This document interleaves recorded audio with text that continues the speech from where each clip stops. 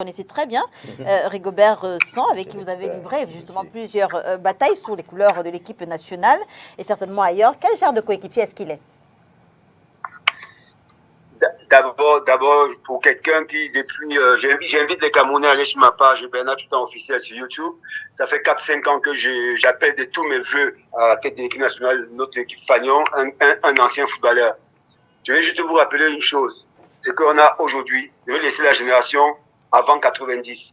On a 3 générations qui sont aujourd'hui, c'est-à-dire en plus ou moins qui ont arrêté de jouer au football. 3 générations.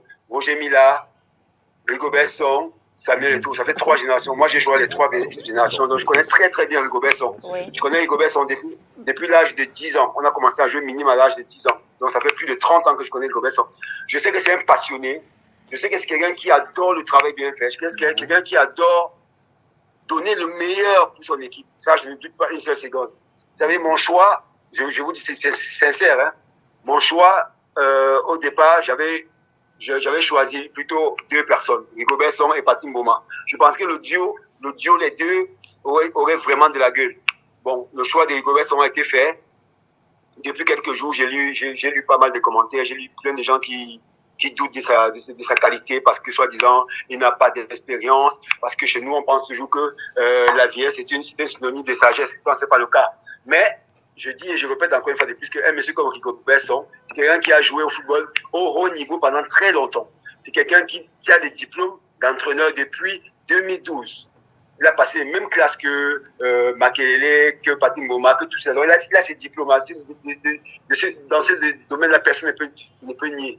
Maintenant, l'expérience, il va l'acquérir. 1, déjà en travaillant, et 2, parce qu'il vient de ce monde-là. On a la chance aujourd'hui, à l'équipe nationale du Cameroun, à la tête de la fédération, on a un ancien footballeur qui est passionné, qui travaille, qui est Samuel Eto'o, qui est aujourd'hui président de l'Africa Foot. Et on sait que c'est un duo des gens qui veulent le bonheur de l'équipe nationale du Cameroun. Rigobert Song va donner le meilleur de lui-même. Et autour de lui, il a été très très bien entouré. Vous savez, aujourd'hui, Rigobert Song n'est pas l'entraîneur, il est le manager général. Autour de lui, il y a des personnes qui vont entraîner. Donc Rigobert Song, il va être le lien entre les joueurs, la direction et puis la fédération. Et c'est très important. Vous savez, moi j'ai dit à quelqu'un hier, dans une discussion que j'ai eue avec quelqu'un, j'ai dit, aujourd'hui, nous on ne va plus jamais tolérer que quelqu'un d'autre vienne d'ailleurs pour entraîner l'équipe nationale du Cameroun. Si aujourd'hui, comme certains le souhaitent, parce qu'il y a certains qui le souhaitent que Rigobert Song ne réussisse pas, même si Rigobert Song ne réussit pas, c'est que je ne crois pas, ça va être un autre footballeur camerounais. Jamais plus un Européen va entraîner l'équipe nationale du Cameroun, parce que nous avons des joueurs pour. À une époque, c'est-à-dire quand je parle d'époque, je parle d'avant Bell, donc la génération Manga Ongen et Akono, il y avait très très peu qui ont passé des diplômes. Mais aujourd'hui, si vous prenez ma génération déjà, c'est ma génération, celle de 95 à 2005-2006, vous avez au moins 15 à 20 qui sont diplômés. Si vous prenez la génération d'après moi aussi, dans la génération Samuel Eto'o, vous avez peut-être 10 qui sont diplômés. Si vous prenez la génération avant moi, donc Roger Mila, vous avez une vingtaine qui ont des diplômes d'entraîneur. Donc aujourd'hui, on ne pourra plus jamais tolérer qu'un ancien, un autre Européen ou bien un autre Africain vienne pour l'équipe nationale du Cameroun si ce n'est pas un footballeur. Donc alors, pour revenir à votre question, là, oui. Et je chute par là, Rigobert Song, aujourd'hui, je pense que c'était le meilleur choix. Mais maintenant, il faudrait que nous, les Camerounais, nous soyons patients. D'accord. Je sais qu'on a un match très, très important qui est contre l'Algérie, la confrontation, qui est très important. Rigobert Song est en Europe depuis quelques jours. Il fait le travail, il va rencontrer les joueurs, il discute avec les joueurs. Je pense que c'est des bons augures. On va avoir un match très compliqué contre l'Algérie. Ça va être très, très compliqué. J'appelle tous les Camerounais à se rassembler derrière Rigobert Song pour jouer ce match contre l'Algérie. Si on gagne, tant mieux. Et même si on perd contre l'Algérie, qu'on ne se qualifie pas pour la Coupe du Monde, c'est pas grave parce que derrière, il faut bâtir. Et Rigobert Song est aussi là pour ça, pour avoir cette transition entre cette équipe qui est en train de vieillir et la nouvelle génération. Et vous savez qu'ici, chez les binationaux, on a tellement de jeunes Camerounais ici qui excellent. Donc, c'est la future génération. Et c'est là où Rigobert Song va jouer son rôle de réunir ces 2 générations. Est-ce que vous n'êtes pas déjà en train de parsemer dans l'esprit des Camerounais qu'il est possible, justement, qu'on perde cette rencontre contre l'Algérie? D'autant plus que vous parliez des critiques à l'endroit de Rigobert Song. On se souvient qu'il a tenu les après, il a tenu les U23 et que les résultats étaient pour le moins mitigés. Non, mais on ne peut pas comparer. les U23, les U15, le U23 ou U18. Et justement, les Lions indomptables, c'est une classe au-dessus. Vous défendez l'indéfendable. Non. Les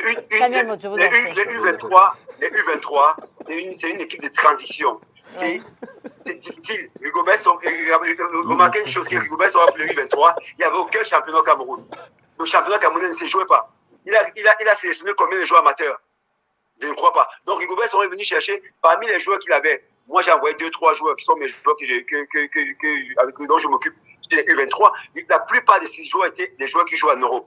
Rigobert a eu une équipe de U23 à un moment où c'était compliqué, on n'a pas de championnat au Cameroun. Il faut comprendre ça. Mais je dis encore une fois de plus, aujourd'hui, avec l'équipe première, l'équipe Fagnon, l'équipe nationale du Cameroun, on a la qualité, on a les joueurs qu'il faut. Sauf que les challenges sont encore plus grands. Sauf que les challenges sont encore plus grands, Bernard Choutan. Justement, les challenges sont plus grands. Mais croyez-moi que pour quelqu'un comme lui, c'est mieux d'être là parce qu'il connaît la maison Lyon indomptable. Il connaît ce qu'il faut faire pour que les joueurs performent au haut niveau. Donc, c'est plus facile pour Rigobert son équipe première que chez U23, croyez-moi. Donc, je suis persuadé. Je ne suis pas en train de préparer les Camerounais à quoi que ce soit, mais moi, je suis pragmatique. Je suis quelqu'un qui dit toujours ce qu'il pense. Vous savez, quand on va jouer un match de football, on va pour gagner, pour perdre. Il faut le savoir. Quand on a joué à la Coupe d'Afrique des Nations du Cameroun, on pensait qu'on allait gagner la Coupe. Moi, j'ai toujours dit aux gens. Mais vous le dites pour Rigobert, c'était valable aussi pour Antonio Conceição. Je veux dire. Oui, mais parce que tout le monde, excusez-moi, tout le monde. Quel a été son péché? Quel a été donc le péché d'Antonio Conceição à part ne pas être camerounais finalement? Si vous reconnaissez que quand on va jouer un match. Oui. Pour chaque footballeur, pour chaque personne qui est un peu à la fille du football, qui connaît un peu le ABC du football, Conceição était l'entraîneur le plus nul qu'on a eu. Il a eu la chance d'avoir les résultats parce qu'on avait une bonne effectif. Regardez la Coupe d'Afrique des Nations. Conceição, tactiquement, a été, si vous regardez, je dis bien tactique, hein, monsieur, l'équipe nationale du Cameroun est l'équipe qui a été moins offensive. On a marqué plus de buts parce qu'on avait 2 joueurs qui avaient des qualités devant. Mais on jouait avec un milieu de terrain, avec 3 défenseurs. Je vous dis tactiquement, Conceição n'était pas à la hauteur. Et en plus de ça, je peux vous dire, il n'a pas su gérer les hommes. C'est très important de gérer les hommes. Et on a bien vu que notre niveau n'était pas le meilleur des niveaux à la Coupe d'Afrique des Nations. C'est pour ça qu'on n'est pas allé au bout. On devrait, avec cette équipe, on devait aller au bout et gagner cette Coupe d'Afrique des Nations si on avait un entraîneur qui était meilleur que lui. Donc je répète et je le dis. Peut-être que je ne suis pas la personne mieux placée parce qu'on va dire, c'est mon ami Rigobert, je connais bien la personne, mais je vous dis, parce que moi, je dis tout ce que je pense. Je pense qu'aujourd'hui, Rigobert est un homme d'association, accompagnons-le, permettons à cette équipe. Et admettons qu'il puisse tomber. Pardon? Et admettons qu'il puisse tomber et que le Cameroun ne passe pas lors des barrages pour la Coupe du Monde. Vous pouvez prendre, je sais pas, vous pouvez prendre même, prenons le meilleur entraîneur, José Mourinho, par exemple. Vous donnez aujourd'hui avec la nation du Cameroun, il peut perdre contre l'Algérie, ça peut arriver. Vous savez, un match de football, ce n'est jamais gagné d'avance. On peut gagner, on peut perdre. Il faut que nous, les Camerounais, apprennent ça. Je dis et je répète que si Rigobert nous qualifie, c'est une super belle chose. C'est ce que je suis appelé de tous mes voeux. Et je pense qu'il y a la qualité pour. Mais on peut aussi ne pas être qualifié. Si on n'est pas qualifié, ce n'est pas grave parce qu'il faut rebâtir derrière, il faut construire derrière et c'est l'homme de la situation aussi. Et si on n'est pas qualifié, ça fera 2 fois que le Cameroun, de façon successive, que le Cameroun ne va pas à la Coupe du Monde. C'est pas bien grave. Non, si je vous dis et je vous répète que moi, mon souhait, et je suis persuadé que c'est ce qui va se passer, on va se qualifier. Mais je vous dis aussi parce que je suis un être humain, parce que je suis un footballeur qui a joué au football et qui sait qu'on peut gagner, on peut perdre. Ça peut arriver aussi qu'on perd. Donc il faut qu'on apprenne ça. D'accord. Alors pour sortir de cette première phase, hein, on a beaucoup parlé de Rigobert en termes de fighting spirit. Comment est-ce qu'il insuffle cet esprit-là à ses coéquipiers? Je vais vous dire une chose, ce que j'ai vécu avec lui. Oui, racontez-nous une histoire, par exemple. Je dis toujours aux gens que Rigobert, il a eu le brassard du capitaine grâce un petit peu à moi. Parce que on devait jouer un match, à l'époque, on dormait à l'hôtel de Macombe. On devait jouer un match et à l'époque, c'était l'entraîneur Despierreux, le coach belge qui était là. Et il n'y avait pas de capitaine. Donc, l'homme qui portait le brassard, plus ou moins, c'était Songo et il n'était pas là et on cherchait un capitaine.